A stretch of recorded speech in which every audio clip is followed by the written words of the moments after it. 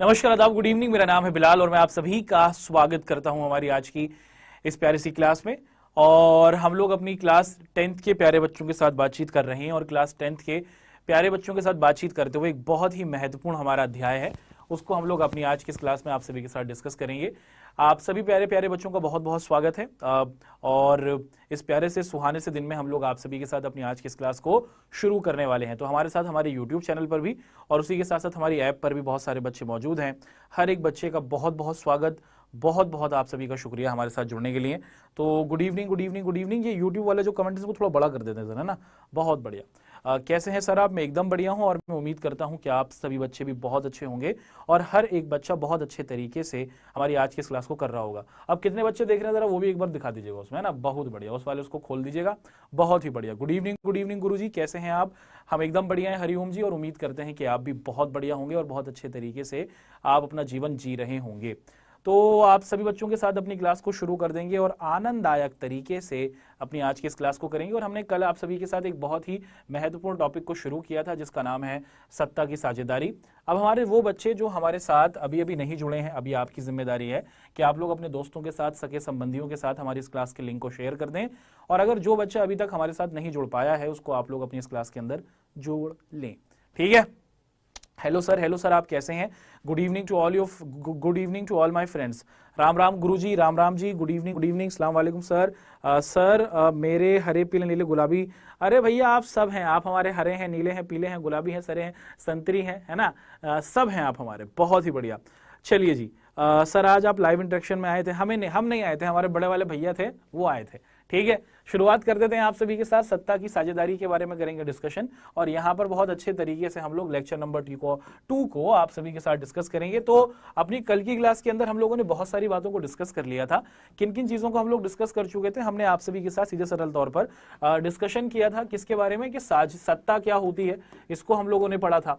और उसी के साथ साथ किसी भी देश के विकास में साझेदारी, सत्ता की साझेदारी यानी कि देश को चलाने की जो शक्ति है, जब किसी भी देश को चलाने की जो शक्ति है वो सब लोगों में बांट दी जाती है। सब लोग जब मिलकर क्या करते हैं, देश को चलाने की शक्तियों को अपने आपस में बांट लेते हैं, तो तभी किसी देश का विकास होता है। और अगर ऐसा नहीं किया जाता तो फिर ऐसे समय में क्या हो जाता है, उस देश में गृह युद्ध हो जाता है। अपनी कल की क्लास के अंदर हम लोगों ने आप सभी के साथ श्रीलंका की कहानी को देखा था और उसी के साथ साथ हम लोगों ने बेल्जियम के बारे में पढ़ा था। और हमने ये समझ लिया था कि भैया अगर किसी भी देश को सुरक्षित तरीके से आगे बढ़ना है, अगर किसी भी देश को अपना विकास करना है, तो उसे अपने देश में रहने वाले हर एक व्यक्ति और वर्ग के लोगों को देश की चलाने की शक्ति में शामिल करना होगा। श्रीलंका के अंदर ऐसा नहीं किया गया और इसी वजह से श्रीलंका में बहुत जबरदस्त तरीके से आप लोगों ने देखा कि गृह युद्ध हुआ था, ठीक है। चलिए जी, आप सही बच्चे बहुत बार आ गए हैं। सर मेरा एक क्वेश्चन है सर, तिपानी वाला क्वेश्चन कितने लोग किए जाता है? सर तिपानी वाला क्वेश्चन मैं आपका सवाल नहीं समझ पाया, जिद्दी आईपीएस जी एक बार दोबारा लिखिएगा, ठीक है। चलो बहुत बढ़िया। देवेश जी फोकस कर लीजिए क्लास के अंदर, फोकस कर लीजिए क्लास के अंदर, ठीक है। Radhe Radhe ji, Radhe Radhe ji. Good evening sir, good evening. हम हर एक बच्चे का बहुत बहुत स्वागत करते हैं और बहुत अच्छे तरीके से आप सभी के साथ आप लोग अपनी आज की इस क्लास को करेंगे। सर आप मेरा रिप्लाई कभी नहीं देते हैं, ऐसी बात नहीं है, हम हर एक बच्चे का रिप्लाई देने की कोशिश करते हैं। समस्या ये है कि हमारे पास टॉपिक बहुत ज्यादा होता है, तो हम चाहते हैं कि हम लोग इस तरीके से आप सभी के सामने हर चीज को रखेंगे, आपके सामने कोई डाउट रहेगा ही नहीं। बहुत से ऐसे बच्चे होते हैं सर सब कुछ छोड़ दो, सर दुनिया जाए भाड़ में, मेरे से बात कर लो सर, बस आप मेरे से बात कर लो। सर ये बताओ कि आपने दोपहर को चाय पी थी या खिचड़ी खाई थी? अरे भैया चाय भी पी थी और खिचड़ी भी खाई थी, आप चिंता नहीं करें, आपका साथ है, आपका प्रेम है। आपको इस तरीके से हम लोग इस चैप्टर को समझाएंगे कि आपके सामने किसी भी प्रकार का कोई भी कंफ्यूजन नहीं रहेगा। बस आपको करना क्या है, आपको इस क्लास को शुरू से लेकर आखिर तक करना है। किसी भी तरीके का कोई भी कंफ्यूजन, कोई भी डाउट आपको अपने मस्तिष्क के अंदर नहीं आने देना है। हम हर एक चीज को बहुत ही आसानी के साथ, बहुत ही सरलतम तरीके से आप सभी के साथ रखेंगे। एक चीज मैं आपको और बता दूं, वो क्या होगा कि चिंकी को क्या है, राजेश से, और राजेश को चिंकी से बात नहीं करनी है क्लास के अंदर, ठीक है। चलिए जी करते हैं, बढ़ते हैं। सर न्यायपालिका किसे कहते हैं? देश के अंदर जो हमारे कोर्ट्स होते हैं जहां पर न्याय मिलता है उन्हें न्यायपालिका कहा जाता है, ठीक है।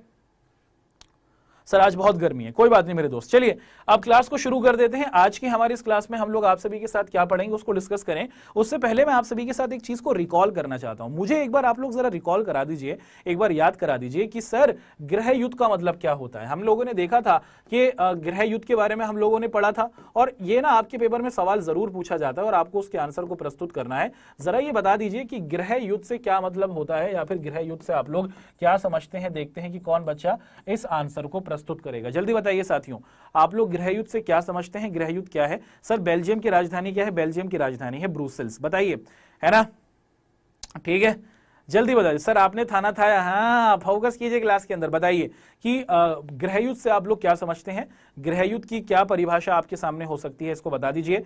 सर अपने ही देश के लोगों से लड़ाई, जी हाँ, जब एक देश में रहने वाले लोग आपस में ही एक दूसरे को मारने काटने लगते हैं। श्रीलंका में ऐसा हुआ, सिंगली लोगों ने तमिल लोगों को परेशान किया। तो तमिल लोगों ने क्या किया दोस्तों, तमिल लोगों ने अपने अधिकारों की बात को ध्यान में रखते हुए सिंगली लोगों पर अटैक किया।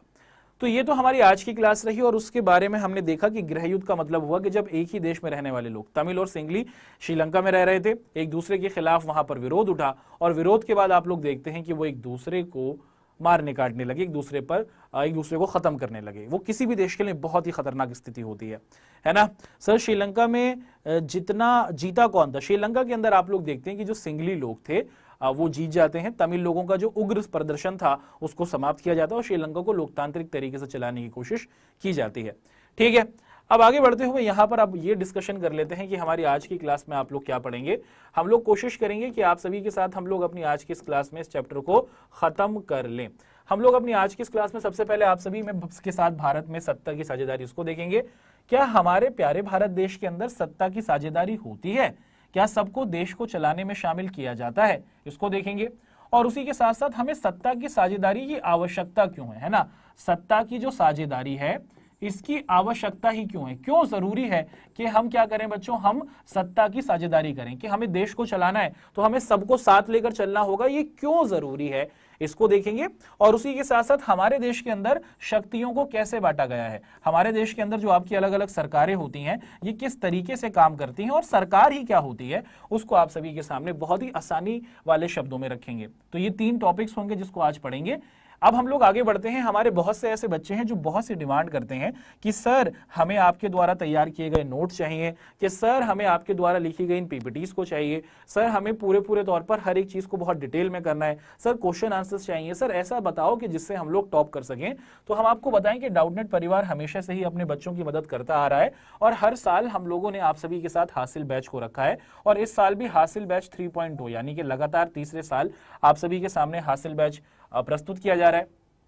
इस कोर्स के अंदर हमारी टीम के जो बेहतरीन अध्यापक हैं, आप देखते हैं कि हिंदुस्तान के जो सबसे बेहतरीन अध्यापक हैं हिंदी मीडियम के संदर्भ में, वो आपको इस प्लेटफॉर्म पर दिखते हैं। यहाँ पर आपको साइंस, उसी के साथ सोशल साइंस, उसी के साथ इंग्लिश और मैथ पढ़ाया जाता है। इन सभी अनुभवी और क्या है बच्चों प्रशिक्षित अध्यापकों के मार्गदर्शन में आप लोग क्या कर सकते हैं, इस हासिल बैच 3.0 कक्षा 10 के अंदर एडमिशन ले सकते हैं। इसके कुछ सुपर फीचर्स हैं। यहाँ पर आपको हर एक टॉपिक को बहुत गहराई के साथ पढ़ाया जाएगा। सप्ताह में संडे के दिन आपका टेस्ट होगा कि एक सप्ताह में जो भी आपने पढ़ा है आप लोग उसकी प्रोग्रेस को चेक कर सकें। टीचर्स के द्वारा तैयार किए गए नोट्स आपके साथ शेयर होंगे, टीचर्स जिन स्लाइड्स पर लिखते हैं वो आपके साथ शेयर होंगी। सिलेबस कंप्लीट हो जाने के बाद आपके साथ शॉर्ट रिवीजन कराया जाएगा। हर क्लास के खत्म होने के बाद आपको डेली होमवर्क दिया जाएगा। उन बच्चों के साथ जो हमारे इस हासिल बैच के अंदर एडमिशन लेते हैं उन्हीं के साथ सिर्फ हिंदी की क्लासेस की जाएंगी। आपके साथ डेली गाइडेंस सेशन होगा, और उन्हीं बच्चों के साथ जो हासिल बैच के अंदर हैं पेपर के नजदीक आने पर क्या होगा, हम लोग मैराथन की क्लासेस करेंगे। तो इन सभी सुपर फीचर्स के साथ, डाउटनेट के सुपर टीचर्स के साथ आप सभी का हासिल बैच 3.0 मौजूद है। आप लोग क्या कर सकते हैं, आप लोग दिए हुए नंबर पर कॉल कर सकते हैं जो आपको दिख रहा है। ठीक है दोस्तों, चलिए। सर निष्ठा मैडम का क्लास क्यों नहीं हो रहा है, जहां तक हमें पता है निष्ठा मैडम की क्लास थोड़ी सी सही नहीं है तबीयत, और शायद इसी वजह से वो बिजी हैं। ठीक है जी, अब आप सभी बच्चों को क्या करना है, एक बार थम्स अप दे देना है, and then we will begin the class. एक बार आप सभी को क्या करना है, जल्दी से थम्स अप दे देना है, और फिर हम लोग आप सभी के साथ अपनी आज की इस क्लास को बहुत ही बेहतरीन तरीके से क्या करेंगे, पढ़ते चलेंगे, समझते चलेंगे, और किसी प्रकार का कोई कंफ्यूजन, कोई डाउट आप सभी के समक्ष बिल्कुल भी नहीं आने देंगे। So can I expect thumbs up, है ना। एक बार जल्दी से गुरु दक्षिणा दीजिए। आप सभी को पता है कि गुरु दक्षिणा का मतलब होता है थम्स अप। ठीक है, एक बार मैंने ऐसे ही कहा कि सर गुरु दक्षिणा दे दीजिए, एक बच्चा बोला सर पेटीएम नंबर बोलिए ना ऐसा नहीं होता भाई, गुरु दक्षिणा का मतलब होता है थम्स अप दे देना। ठीक है, बढ़ते हैं आगे और बहुत अच्छे तरीके से हम लोग इस चीज को समझते चलेंगे। हमारा आज का जो सबसे पहला पॉइंट आपको दिख रहा है वो ये है कि किसी भी देश के लिए, दुनिया के किसी भी देश के लिए सत्ता की साझेदारी जरूरी ही क्यों है ना? क्या जरूरी है, क्यों जरूरी है, ये आपसे पूछा जा रहा है और इसी पर हम लोग क्या करेंगे, आप सभी के साथ डिस्कशन करेंगे। मैं आप सभी से पूछना चाहूंगा, हमने दो देशों का एग्जाम्पल देखा था, हमने श्रीलंका की कहानी को आपके सामने रखा और उसी के साथ साथ हम लोगों ने आप सभी के साथ बेल्जियम की कहानी को रखा। मैं आप सभी के साथ ये पूछना चाहूंगा आप सभी से कि इन दोनों देशों की कहानियों को समझने के बाद क्या आपको लगता है कि हमें सत्ता की साझेदारी करनी चाहिए, और अगर करनी चाहिए तो क्यों करनी चाहिए? इसका आंसर आप लोग मुझे अभी दे देंगे, जल्दी बताइए। आपके हिसाब से क्या हमें सत्ता की साझेदारी करनी चाहिए? अगर हाँ तो क्यों, एक्सप्लेन कीजिए। हमने श्रीलंका की कहानी को पढ़ा, बेल्जियम की कहानी को पढ़ा, प्रश्न यहां पर यह है कि सत्ता की साझेदारी जरूरी ही क्यों है, यह आपसे पूछा जा रहा है। कमेंट करके बताइए दोस्तों, सर की जानी चाहिए, बिल्कुल की जानी चाहिए, हाँ सर की जानी चाहिए, तो बता दीजिए, है ना, कि क्यों की जानी चाहिए, इसको बता दीजिए। क्योंकि सर एक आदमी देश को नहीं चला सकता, बिल्कुल सही बात है। क्योंकि सर देश को चलाने की जरूरत सबके लिए होती है ना। सर सबका साथ सबका विकास करना होता है, बिल्कुल सही।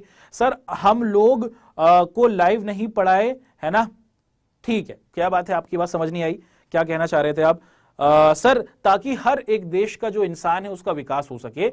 अगर हमारे देश के अंदर ही सिर्फ हिंदी भाषी लोग कहें कि भैया भारत को अब हम चलाएंगे, हमारे हिंदी भाषी लोग कहें कि अब भारत को हम चलाएंगे, तमिल लोगों को बुरा लगेगा, तेलुगु लोगों को बुरा लगेगा, कन्नड़ा भाषी लोगों को बुरा लगेगा, मलयालम भाषी लोगों को बुरा लगेगा, बिहारी भाषी लोगों को बुरा लगेगा, गुजराती, मराठी, है ना, हर एक पंजाबी जो हमारी दूसरी भाषाओं के लोग हैं उनको बुरा लगेगा। सबका साथ हो और सबका विकास हो, इसी के लिए आप लोग देखते हैं कि हमें सत्ता की साझेदारी करनी होती है। और अगर सत्ता की साझेदारी नहीं करेंगे, सबको साथ लेकर नहीं चलेंगे तो भैया देश टूट जाएगा, देश में गृह युद्ध आ जाएगा, देश बर्बाद हो जाएगा। और अगर सबको साथ लेकर चलोगे तो बेल्जियम की तरह आगे बढ़ते जाओगे, बेल्जियम की तरह अपने आप को आगे बढ़ाते चले जाओगे। तो यहीं पर हम लोग आपके साथ इस टॉपिक को क्या करते हैं, समझते हैं, और यहां पर हम लोग इस टॉपिक को बहुत ही सरलतम तरीके से आप सभी के सामने, आपके सामने एक्सप्लेन करते हैं। तो आप क्या देखते हैं कि भैया किसी भी देश के अंदर आप लोग देखें कि वहां पर जो रहने वाले लोग हैं उनके बीच में मतभेद हो सकता है ना।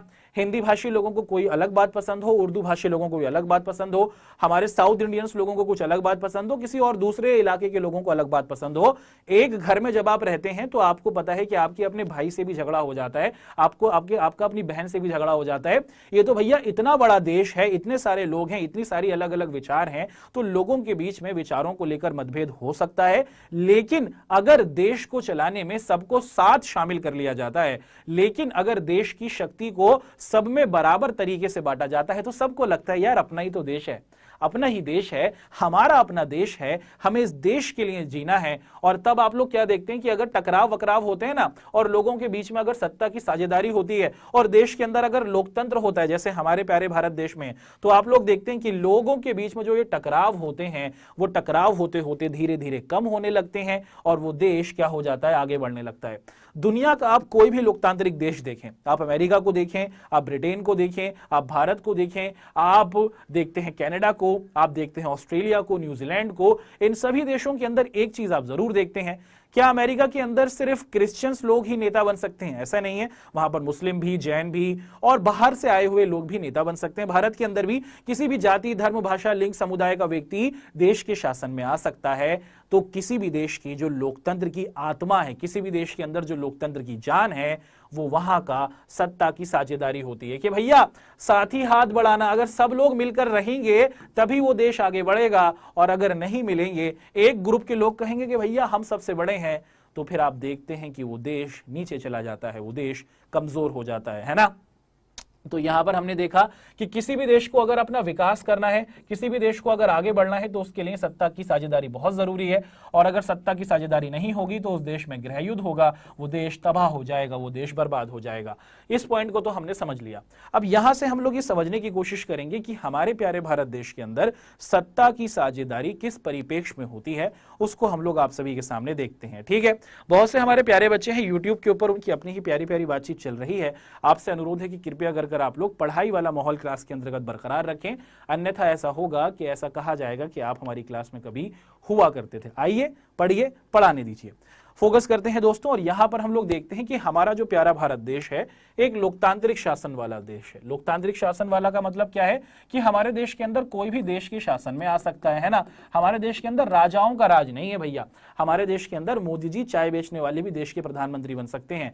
आप देखते हैं कि हमारे देश के अंदर किसी भी जाति, धर्म, भाषा, लिंग या समुदाय का व्यक्ति देश के अंदर चुनाव में खड़ा हो सकता है और देश के अंदर नेता बन सकता है, देश को चला सकता है। हमारे देश में लोकतंत्र है और हमारे देश के अंदर क्या होता है कि जनता सीधे तौर पर ही क्या करती है, अपने प्रतिनिधियों को चुनती है, यानी कि वी इलेक्ट आर रिप्रेजेंटेटिव, हम अपने में से ही अपने नेता लोगों को चुनते हैं। और ये जो हमारे नेता लोग चुने हुए होते हैं ये क्या करते हैं, ये सरकार बनाते हैं। ध्यान से सुनिएगा, मैं आपको दोबारा बता देता हूं, हमारा प्यारा भारत देश एक लोकतांत्रिक देश है। लोकतांत्रिक देश का मतलब क्या हुआ कि भैया हमारे देश में चुनाव होते हैं और चुनाव के जरिए क्या होता है, जो हमारे देश की जनता है, जनता के पास भैया बहुत सारे काम है। अब बिलाल सर को यहां पर पढ़ाना है, आपके पापा को जॉब पर जाना है, आपकी मम्मी को घर संभालना है, देश कौन संभालेगा। इसीलिए देश की जनता ने क्या किया, जो 18 साल से बड़ी होती है उन सभी लोगों ने क्या किया कि भैया हम पढ़ा लेंगे, हम ड्यूटी पे चले जाएंगे, हम किसानी कर लेंगे, हम आर्मी मैन बन जाएंगे, लेकिन देश को संभालने के लिए देश की जनता ने अपने में से ही कुछ लोगों को चुना। देश में चुनाव हुए, देश की जनता ने अपने में से ही कुछ लोगों को चुना और ये जो चुने हुए नेता लोग होते हैं ये फिर क्या कर लेते हैं, अब अकेला एक नेता तो देश को नहीं बढ़ा सकता, जितने भी आपके जीते हुए नेता होते हैं ये एक अपना ग्रुप बना लेते हैं और इसी ग्रुप को सरकार कहा जाता है और ये सरकार देश को आगे बढ़ाती है।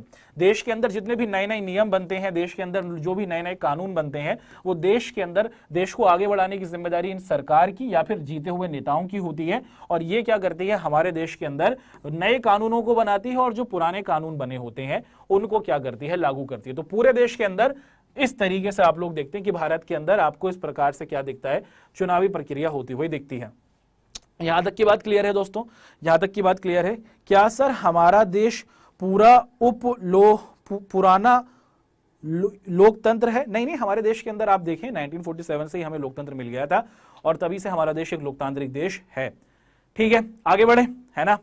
बट सर विलेज के अंदर में कास्ट पर वोटिंग, हाँ विलेज के अंदर कहीं ना कहीं थोड़ी असमंजसता है, लोगों को समझने की जरूरत है। बिल्कुल सही कहा आपने, है ना।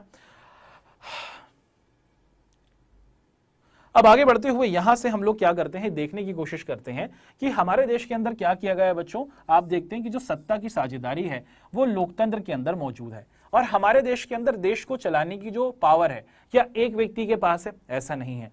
देश का प्रधानमंत्री, उनके पास पावर है, लेकिन अगर प्रधानमंत्री सही तरीके से काम नहीं करेंगे हटा दिया जाएंगे।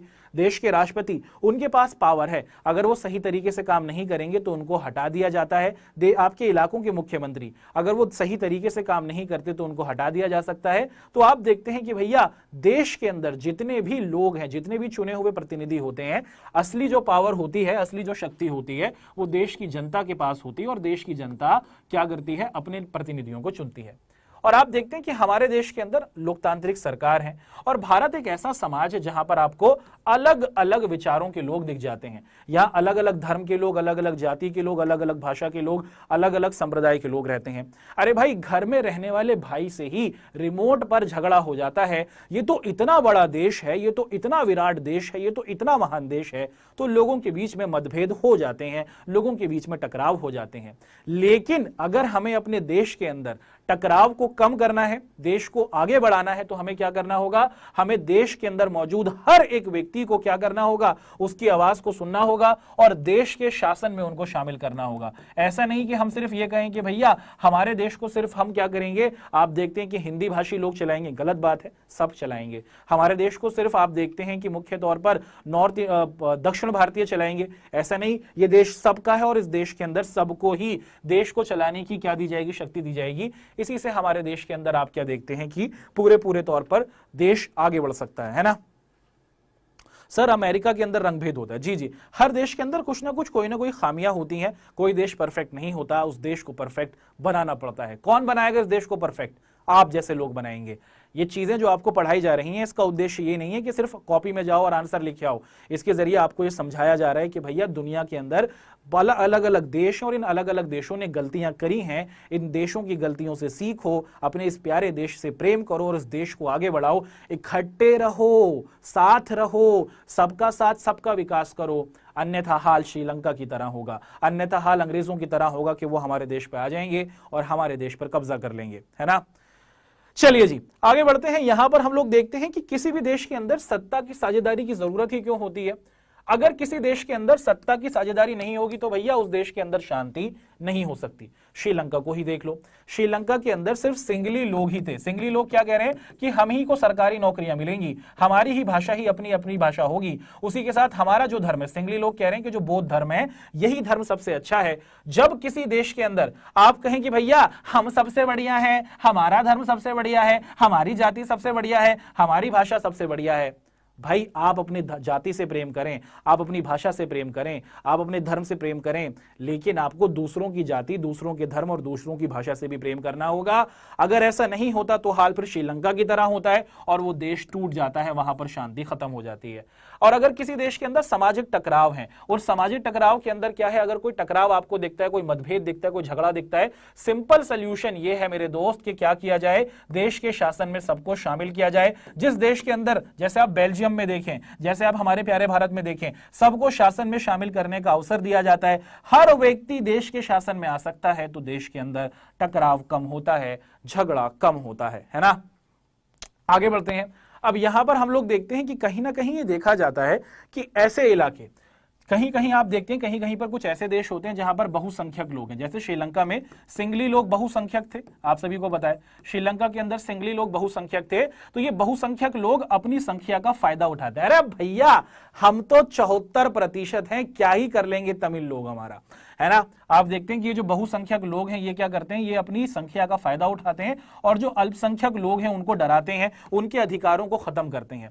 इससे क्या होता है भैया, इससे उस देश के अल्पसंख्यक ही खत्म नहीं होते, वो स्वयं को भी तबाह कर लेते हैं, है ना। हुआ कि नहीं हुआ ऐसा? जी हाँ, सिंगली लोगों को लग रहा था कि वो ज्यादा हैं तो वो तमिल लोगों को दबा लेंगे, अल्पसंख्यकों को दबा देंगे, खत्म कर देंगे, लेकिन ऐसा नहीं होता। हाँ, बहुसंख्यक लोग आतंक पैदा कर देते हैं, डराते हैं, लेकिन अल्पसंख्यक लोग भी चुप नहीं बैठते और इससे पूरा का पूरा जो स्वयं पूरा का पूरा जो देश होता है वो क्या हो जाता है, वो तबाह हो जाता है और कहीं ना कहीं उस देश की जो शक्ति होती है, जो पावर होती है, वो समाप्त होती है ना।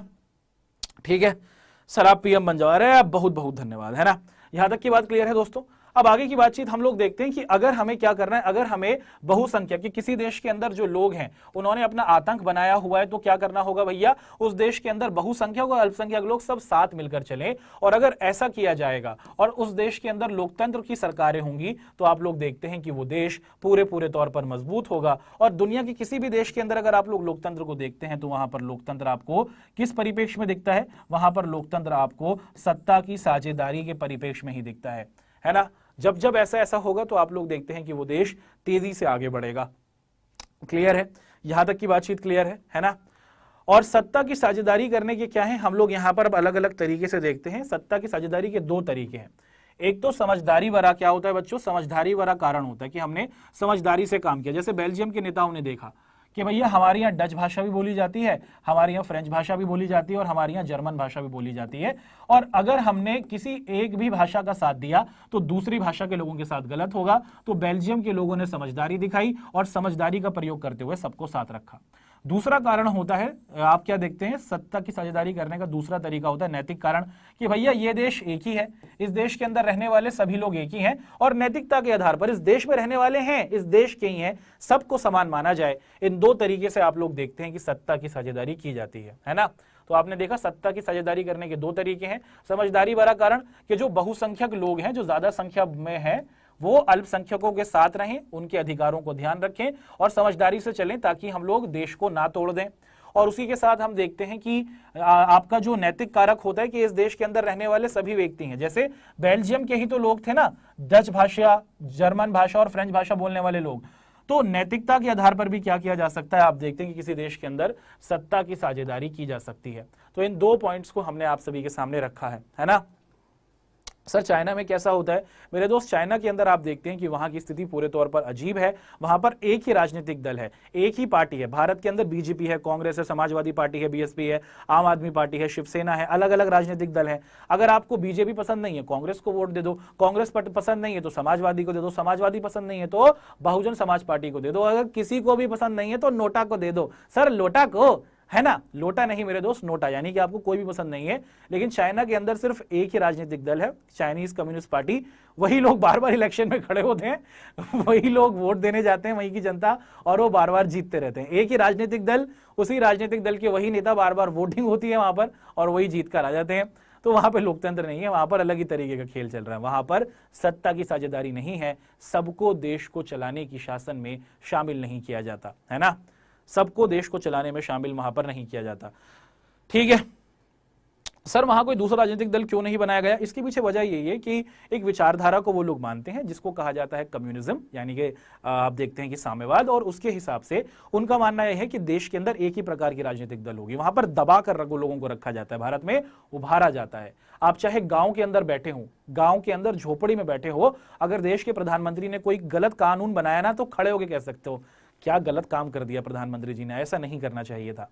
लेकिन अगर आप चाइना में हो और चाइना के अंदर अगर आप अपने राष्ट्रपति या फिर प्रधानमंत्री के खिलाफ कोई बात कह के देखो, भैया उठा लिए जाओगे एकदम से, है ना। तो वहां पर लोगों के ऊपर डर बनाकर रखा जाता है, लोगों को डराया कर रखा जाता है। भारत एक लोकतांत्रिक देश है, भारत की लोकतंत्रता में कहीं ना कहीं कुछ ना कुछ कमियां हो सकती हैं भैया, कोई देश परफेक्ट नहीं होता। जैसे आपको बताया, हमें अपने देश को परफेक्ट बनाना होता है, और हर एक देश के अंदर कुछ ना कुछ कमियां हैं, आने वाले समय में बिल्कुल सही हो जाएंगी। लेकिन दूसरे देशों से बहुत अच्छा है, चाइना से बहुत अच्छा हमारा प्यारा भारत देश है, सऊदी अरेबिया से बहुत अच्छा हमारा प्यारा देश है, नॉर्थ कोरिया जाके देखो क्या हाल होगा, उससे बहुत अच्छा हमारा प्यारा भारत देश है, अफगानिस्तान से लाख दर्जे अच्छा हमारा प्यारा भारत देश है, और भाई हम तो ये कहेंगे कि सबसे अच्छा हमारा प्यारा भारत देश है ना। चलिए जी, है ना, आगे बढ़ते हैं। तो हमने इस चीज को देख लिया, अब आगे बढ़ते हुए कुछ और चीजों को आप सभी के सामने डिस्कस कर लेते हैं, और वो क्या है ना, उसको हम लोग जल्दी से आप सभी के सामने देखते हैं। सर नैतिक क्या होता है? नैतिकता का मतलब होता है मोरल ड्यूटी। मोरल ड्यूटी का मतलब ये हुआ कि भैया जैसे भारत के अंदर रहने वाले हिंदू हो, मुस्लिम हो, सिख हो, जैन हो, ये सभी लोग इसी देश के हैं, बाहर से तो नहीं आए। यहां पर रहने वाले हिंदी भाषी हो, तेलुगु हो, तमिल हो, कन्नडा हो, मलयालम हो, इसी देश के हैं। तो नैतिकता के आधार पर, यानी कि इस देश के ही ये लोग रहने वाले हैं, बाहर के नहीं है, सबको शामिल किया जाए, इसे नैतिकता के द्वारा सत्ता की साझेदारी कहा जाता है। और समझदारी का तरीका ये होता है कि आप समझ पा रहे हैं कि अगर सबको साथ नहीं रखा तो देश में टकराव हो जाएगा, उसको हम लोग कहते हैं क्या? समझदारी भरा सत्ता की साझेदारी, है ना। चलिए, बहुत बढ़िया, क्लियर है दोस्तों। सर सऊदी अरब में राजतंत्र है क्या? जी जी, वहां पर राजतंत्र है, वहां पर राजा का बेटा ही राजा बनता रहता है, ठीक है। अब आगे बढ़ते हुए यहां पर हम लोग क्या करते हैं, आप सभी के साथ ये देख लेते हैं कि भारत के अंदर क्या किया गया। भारत के अंदर, जैसे एक बच्चे ने सवाल पूछा था कि हमारे देश के अंदर क्या है, आप मुख्य तौर पर दो प्रकार की सरकारें देखते हैं। ध्यान से सुनिएगा, मैं मक्खन के तरीके से आपको बता रहा हूं। हमारे देश के अंदर दो प्रकार की सरकारें आपको दिखती हैं। एक जो होती है बच्चों, उसे कहा जाता है केंद्र सरकार। क्या कहा जाता है? एक जो हमारे देश के अंदर सरकार है उसे केंद्र सरकार कहा जाता है, इंग्लिश में कहते हैं सेंट्रल गवर्नमेंट। और केंद्र सरकार का जो मुखिया होता है उसे कहा जाता है प्रधानमंत्री या फिर पीएम। और प्रधानमंत्री की क्या जिम्मेदारी है भैया? प्रधानमंत्री की जिम्मेदारी है कि वे पूरे देश का विकास करेंगे, है ना। अब ऐसे ही एक और हमारे देश में सरकार होती है जिसे हम लोग राज्य सरकार कहते हैं। हर राज्य की अपनी सरकार है, यूपी की अपनी सरकार है, बिहार की अपनी है, आप देखते हैं तेलंगाना की अपनी है, झारखंड की अपनी है, मध्य प्रदेश की अपनी है, राजस्थान की अपनी है ना, छत्तीसगढ़ की अपनी है। हर एक राज्य की अपनी सरकार है। और राज्य का जो क्या होता है, राज्य का जो विकास करने की जिम्मेदारी होती है वो वहां की सीएम यानी कि मुख्यमंत्री की होती है। अब हमारे देश के अंदर आप लोग देखते हैं कि मुख्य तौर पर दो प्रकार की सरकारें आपको दिख रही हैं। केंद्र सरकार जिसका काम यह है कि पूरे देश का विकास होगा, और राज्य सरकार जिसका काम यह है कि पूरे हमारा जो क्या है राज्य है उनका विकास होगा। तो यूपी गवर्नमेंट की जिम्मेदारी है कि वो यूपी सरकार यूपी का विकास करेगी, बिहार सरकार बिहार का, झारखंड सरकार झारखंड का, और छत्तीसगढ़ सरकार छत्तीसगढ़ का। तो हमारे देश के अंदर आप लोग देखते हैं कि मुख्य तौर पर कुछ इस प्रकार से सरकारें होती हैं, और ये सरकारें कुछ इस परिप्रेक्ष्य में काम करती हैं। देश के अंदर जो अब इतना बड़ा हमारा देश है, देश को चलाने के लिए क्या है, आप देखते हैं कि तीन बड़े बड़े ऑफिसेस हैं। देश को चलाने के लिए तीन बड़े बड़े ऑफिसेस हैं। एक को कहा जाता है लेजिस्लेचर। लेजिस्लेचर का मतलब क्या होता है मेरे दोस्त? लेजिस्लेचर का मतलब होता है विधायिका, यानी कि देश को चलाने के कानून यहां पर बनाए जाते हैं। अब कानून बन गए, कानून बनने के बाद इनको लागू करने की जिम्मेदारी वो हमारा एक दूसरा विभाग होता है जिसे हम लोग कार्यपालिका कहते हैं। जितने भी हमारे सरकारी अधिकारी हैं उनको हम लोग कार्यपालिका कहते हैं। और तीसरी होती है न्यायपालिका। अब मैं आपको एक एग्जांपल के तौर पर बताऊंगा कि कैसे इसको समझ सकते हैं। साल 2020 में आप लोगों ने देखा था कि भारत के अंदर कोरोना आया था, और कोरोना आ जाने के बाद ये तैयार किया गया, ये तय किया गया कि भारत के अंदर लॉकडाउन लगा दिया जाएगा। सबसे पहले क्या हुआ, हमारे देश की जो विधायिका थी यानी कि संसद थी, लेजिस्लेचर था, इसने डिसाइड किया कि भैया देश में लॉकडाउन को लगाया जाए। तो नेता लोगों ने डिसाइड कर लिया, कानून बना दिया कि देश में लॉकडाउन लग जाएगा। अब देश में लॉकडाउन लग गया, लेकिन घर में तो लोग बैठ ही नहीं रहे थे, हर व्यक्ति बाहर घूमे जा रहा था। आप देखते हैं कि जो हमारा बुग्गा था वो तो बाहर फुग्गा फुला रहा था, और हमारी जो आईपीएस गर्ल हैं वो लिपस्टिक लेने जा रही थी, तो हर आदमी घर के बाहर था। लेकिन आप देखते हैं कि कानून तो बन गया, उस कानून को लागू करने वाले थे हमारे सारे सरकारी अधिकारी, हमारी सेना के लोग, हमारे पुलिस वाले। वो उस कानून को, उस नियम को इंप्लीमेंट करा रहे थे कि भैया घर में बैठो, बाहर कहां जा रहे हो, घर में बैठो, कोरोना है, नहीं मानोगे डंडा लाएं क्या, कर रहे थे कि नहीं कर रहे थे। तो आपने देखा कि लेजिस्लेचर यानी कि विधायिका का काम होता है कानून बनाना, और हमारे जो सरकारी अधिकारी होते हैं उनका काम होता है उस कानून को लागू करना। ठीक है, उसके बाद हम लोग क्या देखते हैं, उसके बाद हम लोगों ने देखा कि बहुत से ऐसे लोग थे, अरे कुछ नहीं है, कोरोना वोरोना यार कुछ नहीं है, कुछ नहीं होता, मैं तो बाहर जाऊंगा। तो आप बाहर गए थे तो फिर उनको क्या मिले था, आपको पता है, उनको गिफ्ट मिले थे, है ना, डंडा था पुलिस के पास, आर्मी के पास, उन्होंने गिफ्ट दिया था और उनके ऊपर फाइन भी लगा था और उनको कोर्ट लेके गए थे, उनको सजा दी गई थी। तो जब देश में कानून बनाने की जिम्मेदारी विधायिका की है, देश के अंदर जो कानून बन गया उसको लागू करने की जिम्मेदारी हमारी कार्यपालिका यानी कि सरकारी अधिकारियों की है, आईएएस, आईपीएस, पुलिस, सरकार, सेना।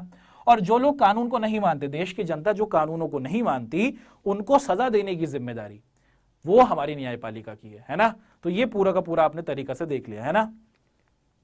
सर आप यही ड्रेस डेली पहनते हैं, अरे भैया गरीब आदमी है, एक ही कपड़ा है ठीक है ना, हमारे यहाँ भी सत्ता की साझेदारी होती है ठीक है, समझ में आया। तो आपने क्या देखा कि देश के अंदर विधायिका, कार्यपालिका, न्यायपालिका होती है। विधायिका का काम देश में कानून को बनाना होता है, कार्यपालिका का काम देश में कानून को लागू करना होता है, और न्यायपालिका का काम जो लोग कानून को नहीं मान रहे होते हैं उनको दंड देना होता है ना। और ये सभी लोग क्या करते हैं, ये देश में शक्तियों को बांटते हैं। देश के अंदर कानून को बनाने की जिम्मेदारी इनकी है, कानून को लागू करने की जिम्मेदारी सरकारी अधिकारियों की है, और देश में जो कानूनों को नहीं मानते उनको दंड देने की जिम्मेदारी हमारे न्यायपालिका की। और इसके जरिए क्या होता है, इसके जरिए जो शक्तियां होती हैं वो सब में बटी रहती हैं। ऑफिसेज जो हैं, इन तीनों ऑफिसेज के अंदर देश को चलाने की शक्तियां बनी रहती हैं, और इससे हमारा देश पूरे तौर पर आगे बढ़ता है। और हमारे देश के अंदर आप सभी को पता है कि मुख्य तौर पर क्या है कि देश के अंदर जो हमारी संसद है वो कानून बनाने का अधिकार रखती है। न्यायपालिका आपको पता है कि पूरे तौर पर स्वतंत्र है, और देश के अंदर सबसे पहले संसद ने कानून बनाया, सरकारी अधिकारियों ने क्या करा, उस कानून को माना, और हमारी न्यायपालिका ने जो उस कानून को नहीं मानते उनको दंड दिया। हमारे देश के अंदर जैसे मैंने आपको बताया कि भारत के अंदर दो प्रकार की सरकारें मुख्य तौर पर आपको दिखती हैं। केंद्र सरकार की जिम्मेदारी होती है, केंद्र सरकार की जिम्मेदारी होती है समस्त देश का विकास करना, और वहीं राज्य सरकारों की जिम्मेदारी होती है, यूपी सरकार यूपी का विकास करेगी और बिहार सरकार बिहार का विकास करेगी। ठीक है, इसी को हम लोग क्या कहते हैं बच्चों, इसी को हम लोग कहते हैं सत्ता की साझेदारी। तो सरकारों में भी शक्तियों को बांटा गया है, देश के अंदर ऑफिसेस में भी शक्तियों को बांटा गया है। आप देख पा रहे हैं देश में ऑफिस में भी शक्तियों को बांटा है। सारी शक्तियां नेता लोगों को नहीं दे दी, कुछ शक्तियां हमारे सरकारी अधिकारियों के पास हैं, कुछ हमारी कोर्ट के पास है। तो सब में शक्तियों को बांटा गया है, देश के नागरिकों में, देश के अधिकारियों में, देश के लोगों में, देश के नेताओं में, हर चीज को बांटा गया है। ठीक है, ठीक है। तो यहां पर हमने आप सभी के साथ अपनी आज की इस क्लास के सारे पॉइंट्स को किया है। अब आगे बढ़ते हुए आपके सामने क्विज के क्वेश्चंस लाएंगे। सर विधायिका और न्यायपालिका में कौन कौन लोग आते हैं? विधायिका के अंदर आपके नेता लोग जो कानून को बनाते हैं, कार्यपालिका के अंदर आपके सरकारी अधिकारी। नेता लोगों ने कानून को बनाया, सरकारी अधिकारी उस कानून को लागू कराते हैं, और उसी के साथ साथ आप लोग देखते हैं कि न्यायपालिका यानी कि कोर्ट, अगर आप कानून को नहीं मानेंगे, अगर आप घर में नहीं बैठेंगे लॉकडाउन में, तो आपकी बहुत अच्छे तरीके से पिटाई होगी और फिर आपके ऊपर दंड लगाया जाएगा, आपको पनिश किया जाएगा। वो हमारी न्यायपालिका करती है। सर श्रीलंका को राजभाषा कब घोषित? 1956 में। ठीक है दोस्त, अब आप सभी के सामने क्विज के क्वेश्चन आएंगे। एक बार आप लोग थम्स अप देंगे तो जल्दी से हम लोग क्विज के क्वेश्चन की तरफ आप सभी को लेके चलेंगे। जल्दी से एक बार आप लोग थम्स अप देंगे तो हम लोग आप सभी के साथ क्या कर लेंगे, क्विज के क्वेश्चंस की तरफ आप सभी को लेके चलेंगे। हिमांशु राजपूत कह रहे हैं कि सर रिपीट कर दीजिए, और रिपीट की स्पेलिंग है REPID, है ना, ये रैपिड करा रहे हैं हमसे। ठीक है, अगर आपको समझ में नहीं आया हिमांशु जी तो क्लास रोक कर आप पीछे चले जाइएगा, क्लास खत्म होने के बाद उस पॉइंट को एक बार देख लीजिएगा। ऑनलाइन क्लास में ये फायदा होता है, क्लास खत्म हो नहीं समझ में आया पीछे जाके देख लो। ठीक है, आगे बढ़ते हैं। अगला सवाल आप सभी के सामने है। Here is the first question. आपके सामने पूछा जा रहा है कि बेल्जियम देश की सीमा निम्नलिखित में से किस देश से के साथ लगती है? बेल्जियम जो देश था उस देश की सीमा किन किन और देशों के साथ लगती थी, जल्दी से आपको बता देना। सर सत्ता में भारत में पूर्ण साझेदारी नहीं है। हाँ, अभी देखा जाए तो पूरे तौर पर सत्ता की साझेदारी तो है अच्छे तरीके से, लेकिन इसको और बेहतर करने की जरूरत है। ठीक है, सवाल है कि बेल्जियम की सीमा निम्नलिखित में से किस देश के साथ लगती है, ये आपको बताना है। जल्दी से आंसर आपको प्रस्तुत कर देना है दोस्तों, हमारे पास समय कम है, जल्दी से बताइए, है ना। बिल्कुल सही, ऑप्शन डी सही है कि बेल्जियम एक देश है। बेल्जियम के बराबर में नीदरलैंड्स भी है, यूक्रेन भी और जर्मनी भी। अगला सवाल, बेल्जियम मॉडल की विशेषता है ना। आपको बता देना है कि बेल्जियम मॉडल की विशेषता, बेल्जियम जो था वो मुख्य तौर पर किस तरीके से सत्ता की साझेदारी करता है, ये आपको बताना है। 4 ऑप्शंस हैं। भाषाई आधार पर देश का बंटवारा, देश में बहुसंख्यकवाद की स्थापना, सत्ता में साझेदारी के नियम या फिर उपयुक्त सभी। बेल्जियम के अंदर किस तरीके से क्या किया जाता है, चीजों को आगे बढ़ाने की कोशिश की जाती है, ये आप लोगों को बता देना है। ठीक है, बिल्कुल सही। तो बेल्जियम के नेताओं ने जो मॉडल अपनाया था उसके अंदर जो देश था वो भाषाई आधार पर बटा हुआ था, उसको एक करने की कोशिश की गई। बिल्कुल सही बात है।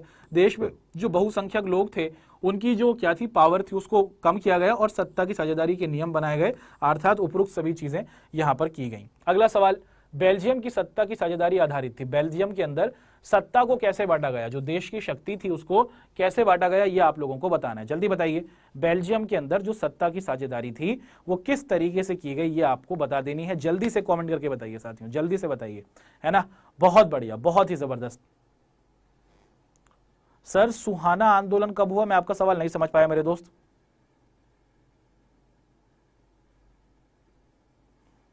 नहीं, अकबर महान नहीं पढ़ाया जाता, ऐसी बात तो नहीं है ना। हम अशोक महान के बारे में भी पढ़ते हैं मेरे दोस्त। ठीक है, तो बेल्जियम की सत्ता की साझेदारी आधारित है। यहां पर आप लोग क्या देखते हैं कि मुख्य तौर पर वहां पर केंद्र सरकार बनाई गई और सबको समान प्रतिनिधि दिया गया। डच लोग, जर्मन लोग, फ्रेंच लोग सब शामिल होंगे। क्षेत्रीय सरकारें बनाई गई, गांव के अंदर पंचायत और शहर के अंदर नगरपालिका और सामुदायिक सरकार का गठन हुआ। उपरोक्त सभी चीजें वहां पर की गई। इसके तहत सबको देश के शासन में शामिल करने की कोशिश की गई। अगला सवाल, देश की अखंडता और एकता के लिए क्या आवश्यक है। किसी भी देश के अंदर अगर उस देश को संभाल कर रखना है और उस देश के अंदर मोहब्बत बरकरार रखनी है, उस देश में लोगों में एकता बरकरार रखनी है, तो क्या किया जाए, ये आपसे पूछा जा रहा है। किसी भी देश के अंदर एकता और अखंडता को बनाए रखने के लिए किस चीज की हमें जरूरत होती है, ये आपसे पूछा जा रहा है। जल्दी से आप लोग आंसर देंगे, है ना। किसी भी देश की एकता और अखंडता के लिए क्या आवश्यक है, सत्ता की साझेदारी, सत्ता का विभाजन, राजतंत्र या फिर इनमें से कोई नहीं। जल्दी बताइए, जल्दी बता दीजिए, जल्दी बता दीजिए। बहुत बढ़िया, बहुत ही बढ़िया। तो अभी तक हम लोग देखते हैं कि किसी भी देश के अंदर जो वहां की एकता है और अखंडता है, कि वो देश मजबूत रहे, एक रहे, उसके लिए जरूरी है कि उस देश के अंदर सत्ता की साझेदारी हो, सब लोगों को देश को चलाने की जिम्मेदारी दी जाए। अगला सवाल, सत्ता में भागीदारी की आवश्यकता कहां पड़ती है ना। किसी भी देश के अंदर सत्ता की साझेदारी की जरूरत कहां कहां पड़ती है, ये आपको बताना है। आपके सामने कुछ ऑप्शंस हैं, जल्दी से आपको ऑप्शंस को चुन लेना है। बताइए दोस्तों, आपसे ये पूछा जा रहा है कि सत्ता की साझेदारी की आवश्यकता कहां पर पड़ती है, इसको आपको बताना है। सत्ता की साझेदारी की आवश्यकता कहां पर पड़ती है, ये आपको बता देना है। ठीक है, जल्दी बताइए। बहुत ही बढ़िया, बहुत ही बढ़िया। तो हम देख पा रहे हैं कि वो क्षेत्र जहां पर जातीय आधार पर कोई देश या फिर समाज बटा होता है, वहां पर जरूरत होती है कि सबको साथ लेकर चले। जहां पर आप देखते हैं कि क्षेत्रीय विभाजन हो, के इलाके बड़े बड़े हों और लोगों की संस्कृतियां अलग हो, और लोकतांत्रिक राज्य में कि भैया लोकतंत्र वाले देश में तो सत्ता की भागीदारी होती है। आपका उपरोक्त तीनों यानी कि उपरोक्त सभी is going to be the right option. अगला सवाल, सत्ता की साझेदारी का नैतिक तर्क है। सत्ता की साझेदारी का नैतिक तर्क क्या है, ये आपको बताना है। सत्ता की साझेदारी का नैतिक तर्क, के नैतिक आधार पर सत्ता की साझेदारी क्या है, ये आपको बताना है। जल्दी बताइए, है ना, जल्दी बता दीजिए। देखते हैं कि कौन बच्चा इसका आंसर देगा कि सत्ता की साझेदारी का नैतिक तर्क क्या है। नैतिकता के आधार पर, कि भैया मोरालिटी के आधार पर, मोहब्बत के आधार पर क्या किया जाए, इस पर हम देखते हैं कि सत्ता की साझेदारी का नैतिक तर्क ये है कि जो लोकतंत्र है वो इसकी आत्मा है और लोकतांत्रिक देश के अंदर हमें नैतिकता के आधार पर सबको साथ लेकर चलना होगा। अगर हम कहें कि भारत एक लोकतांत्रिक देश है लेकिन सबको साथ लेकर ना चलें तो ये तो गलत बात है। आप नैतिक है ही नहीं, आप तो गलत बात कह रहे हैं। नैतिक मतलब होता है सही बात। तो नैतिकता के आधार पर लोकतांत्रिक देशों के अंदर सत्ता की साझेदारी होती है और ये उसकी आत्मा को प्रतिरूप दिखाती है। अभी आपके सामने हमने होमवर्क के कुछ क्वेश्चंस रख दिए हैं। हम आपसे उम्मीद करते हैं कि आप सभी बच्चे इन दिए जा रहे होमवर्क के क्वेश्चंस को जरूर करेंगे और अपने सामने किसी भी तरीके का कोई भी कंफ्यूजन, कोई भी डाउट नहीं आने देंगे। ठीक है, तर्क का मतलब होता है पॉइंट, तर्क का मतलब होता है पॉइंट। ठीक है, तो ये होमवर्क के क्वेश्चंस थे और होमवर्क के क्वेश्चंस करने के बाद हमने यहाँ पर आप सभी के सामने आपको इन क्वेश्चंस की तरफ लेके गए हैं। हमारी जो ये क्लास होती है सप्ताह में 6 दिन होती है। मंडे से लेकर सैटरडे तक हमारी आपसे मुलाकात होती है। 8 बजे हम लोग आप सभी से मिलते हैं। डाउटनेट का जो ये आपका यूट्यूब चैनल है उस पर, और उसी के साथ साथ जो हमारी ऐप है उस पर हमारी आपसे मुलाकात होती है। मुबारकबाद, मिठाइयां बंटवा दो, ये चैप्टर कंप्लीट हो गया। सत्ता की साझेदारी खत्म, खल्लास फिनिश। कल की क्लास में हम लोग इस चैप्टर के एमसीक्यूज को देखेंगे। दबादब कर आप सभी के साथ होंगे मैं एमसीक्यूज, और करने वाले हैं कल की क्लास में मेगा क्विज। तैयार हो जाओ दोस्तों, बहुत सारे सवाल आएंगे इस टॉपिक से संबंधित, सत्ता की साझेदारी से। तो कल मिलिएगा शाम को 8 बजे, क्लास मिस मत कीजिएगा, अपने साथियों दोस्तों को बता दीजिएगा कि कल की class is going to be very very important. और कल की क्लास में हम लोग इसी चैप्टर को कंटिन्यू करते हुए इस चैप्टर से संबंधित बहुविकल्प प्रश्नों को आप सभी के सामने रखेंगे।